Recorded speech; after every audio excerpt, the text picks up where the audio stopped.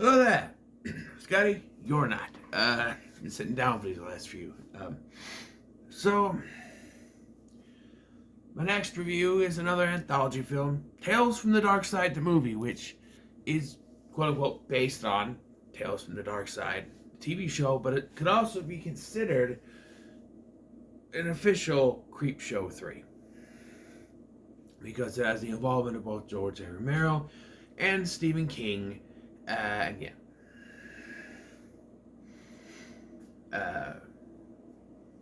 And so yeah, this could be considered Creepshow 3 over the real Creepshow 3, which is shit.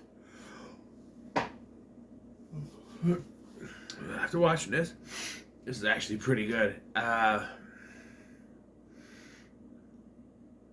actually has some big names in this, which is why it's a little bit better. And yeah, I don't know who directed each one, or it's all directed by the same person. I don't know, but there are 3 different stories in this.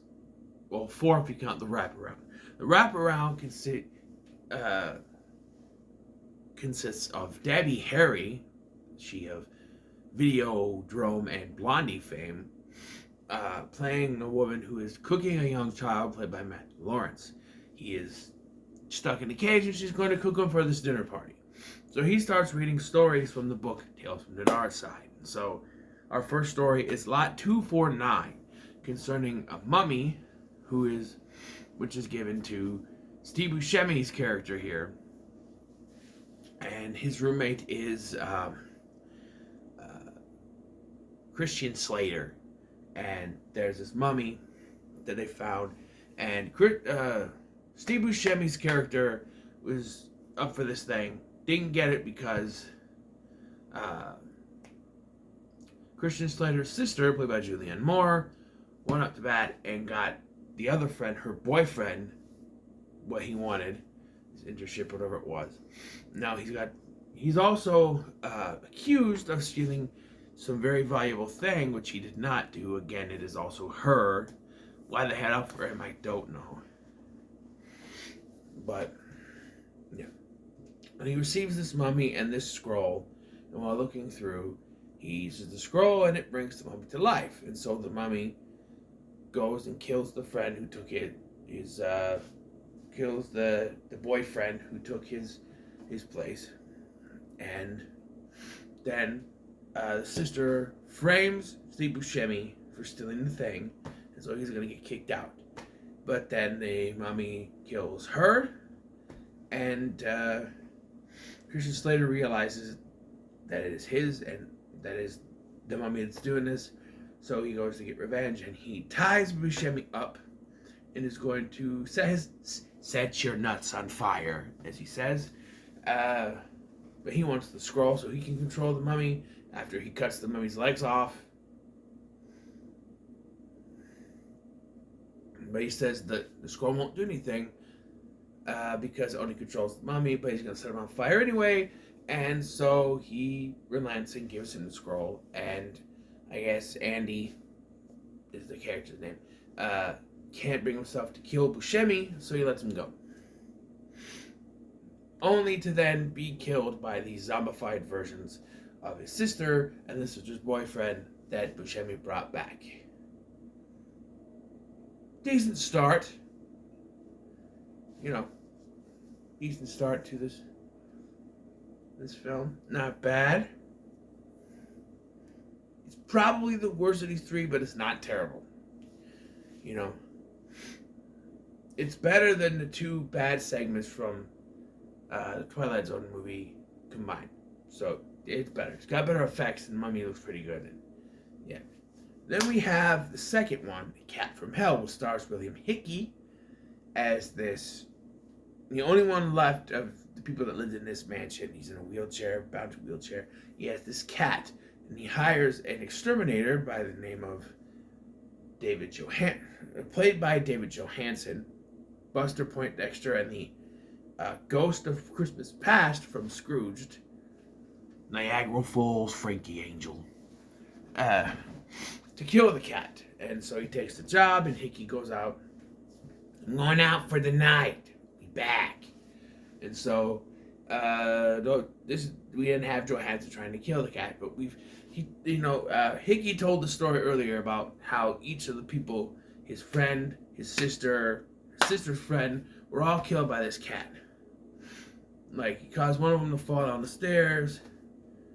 Another one died another way. I don't remember what. And the other one suffocated to death. So, and it is kind of kooky. This one was written by Stephen King, and it does feel like a Stephen King story from around this time. Like Maximum Overdrive, Sleepwalker, Stephen King. So, yeah, it feels in that kind of base. And no, this one little part of the film is not warranted being a Stephen King Saturday night. Sorry, but no. This is why you are seeing this on a Thursday instead of Saturday. Plus, I got something very special in mind for this Saturday anyway. But, so, needless to say, it doesn't work. He tries to kill the cat. It doesn't work. And the cat kills David Johansen by burrowing through his mouth. Yes, David Johansen dies from eating pussy. And I'm pretty damn sure Stephen King did it on purpose. I'm pretty sure that that's exactly what he had in mind when he wrote it. You can't tell me otherwise. And so William Hickey comes home, he finds him dead, cat bursts out of him, and then it causes Hickey to have a heart attack, he dies, and that's the end. Not bad. Pretty good. Nice lighting in this too. Very gothic looking. Not bad. But the best story by far is the last one. Lover's Vow. In between each of these though, there is the wraparound story where the kid keeps say, hey, let me read you one more story. Like, is it a love story? No. This is a love story. You'll like it. It's a love story. So Lover's Vow stars James Remar as a struggling artist who's not doing very good. And his agent, played by Robert Klein, dumps him. Says, you're not giving me any money. You're not selling anything. I can't do this anymore. I'm done. I'm out of here. And so he gets drunk. James Remar does. And at the end of the night, they leave their friend who is passed out in the bar, but pick him up tomorrow morning. He and the bartender walk out, and the bartender is attacked and killed by what appears to be a gargoyle. The gargoyle then turns to Remar and says, Preston is his name, tells Preston, I won't kill you as long as you don't tell anyone what happened here tonight. But if you do, I'll come back and get you. He promises, and he walks away. And as he's running away, he meets a woman named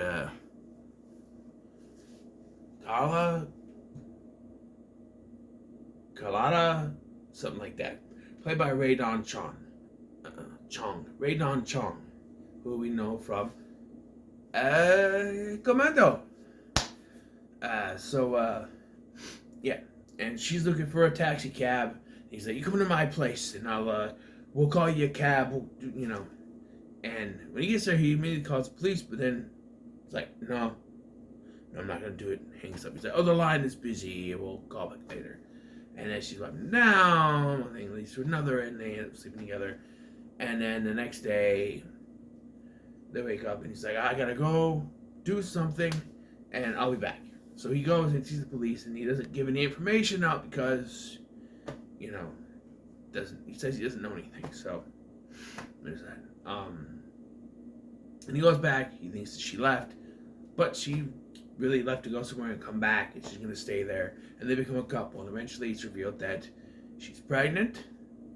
He proposes to her, and then we flash 10 years later to the year 2000, because this came out in 1990. So 10 years later, and he's a very successful artist. By the way, I should mention also there's a thing where she's like, oh hey, I know this person, friend of a friend, who can get your art out there, and happens to be the most extravagant art dealer, and he doesn't think this is a coincidence, but he gets it out there, and now 10 years later, he is a fantastic artist. He's known all over the place. He's got 2 kids with her, and they are, living happily ever after here. But that whole incident is weighing on him for so much, for 10 years.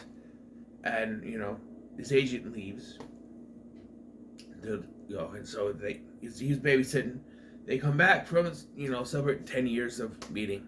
And this is weighing on him for 10 years, so he has to finally tell her. He showed us a little statuette that he made. We see before there's drawings. And he's like, this is what happened to the bartender guy. This thing killed it, and I've been holding it on.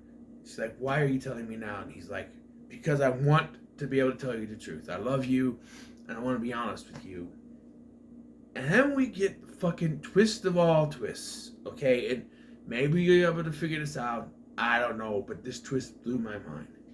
I thought it was a little odd that he met her right away, but I was like, nah. But this twist just blew my mind, right?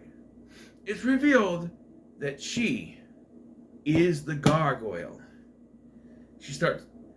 And because he broke the promise, she starts turning into the gargoyle again. And it has to happen because he broke the promise. He's like, you can just turn back. I can't. Because he broke the promise, she now has to fulfill her promise. She turns into the gargoyle again. It's revealed the kids are gargoyles, which is weird because they would be half gargoyle. And how were they born? Were they born human? I don't know. I think it's very interesting. I'd like to know if he was there through both births. She wouldn't allow me to be around the hospital room when the kids were born, I don't know. But yeah, didn't happen in the movie, by the way, I just made it up.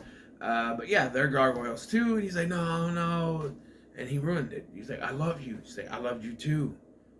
But you ruined it. And then she bites him, killing him, takes the kids, fly up through the thing, and we see that the agent is still kind of hailed the cab, goes to get in.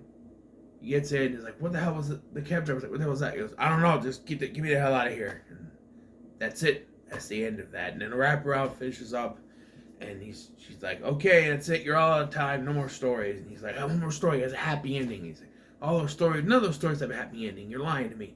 And he's like, he basically tells the story of his escape. He's like, oh, basically he tells us how he got there. His brother did the paper route, he took over to collect the money, and he gets captured by this woman. And then he's able to escape by using the marbles, which she knew he threw, but she's still not able to see, and she falls down on this thing. He's able to get the keys, get out, push her into the oven, and we end with him turning to the camera with a cookie and says, don't you just love happy endings? And I went, yeah, that was awesome. I liked this movie, man. I thought it was pretty good. Especially that last segment and the way it ended with that punch taking down that one. It's Hansel and Gretel, sure, but it's fantastic. I love the Hansel and Gretel story, but boy, this was pretty good. I liked it a lot. When it first started with that lot 249, I'm like, oh, I don't know. This one didn't impress me. And then we get to the cat hill, and I was like, especially when the cat suffocated David Johansen, I was like, shit, okay, this is getting better. And then Lover's Vow is just, yeah boy. I like this. I like it a lot. I like it a lot. So, yeah. So what are your thoughts on Tales from the Darkside, the movie? Let me know in the comments below. Be sure to like, share, and subscribe. Thanks for watching. I've been Scotty, and I'll see you in the next one.